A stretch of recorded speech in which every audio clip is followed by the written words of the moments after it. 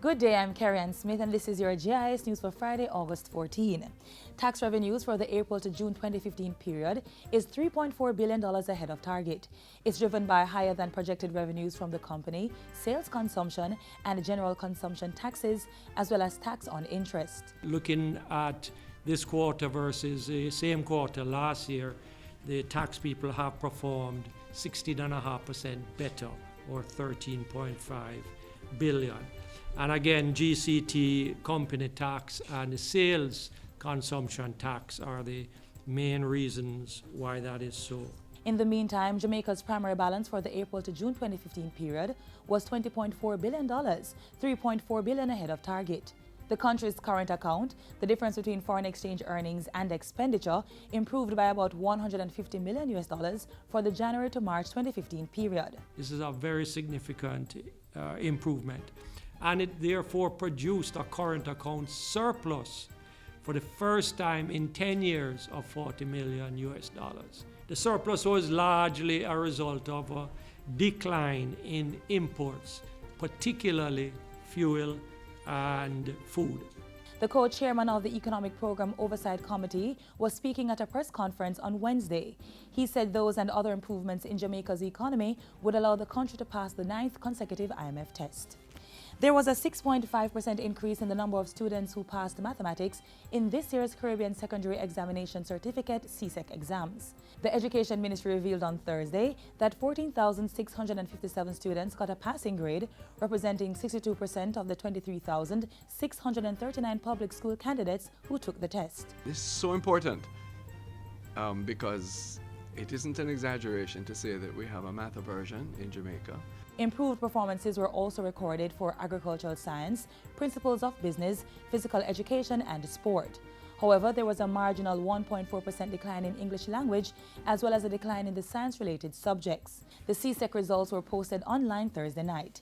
Meanwhile, some students who got a failing grade in the mathematics and/or English language CSEC exams will be getting help to successfully resit both subjects in January 2016. The second chance will be given to students who got a grade 4 in either or both of the exams. The portfolio minister says additional classes will be provided to help them prepare.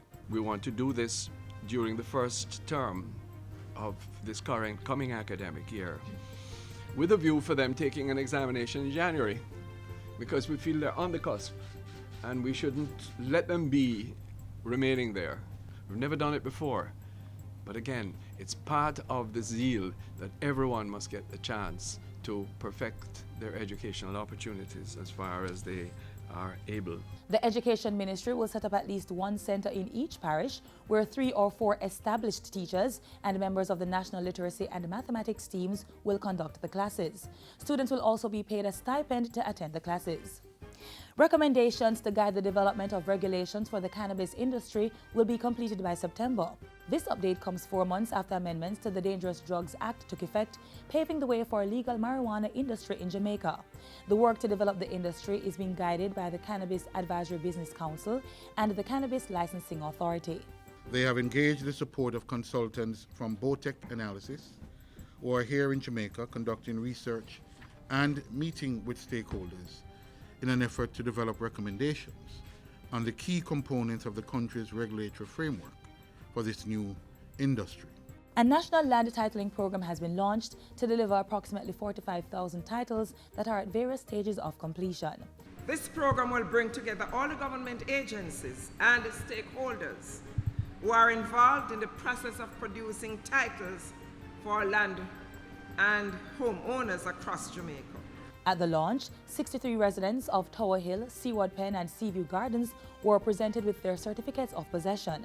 Prime Minister Simpson Miller had a word of advice for the new title holders. Let your registered title, let it work for you.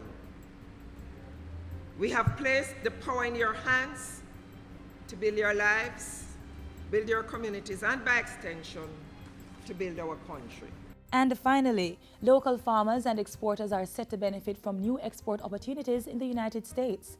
A team of U.S. buyers has been in the island meeting with farmers and exporters participating in the Agricultural Competitiveness Program.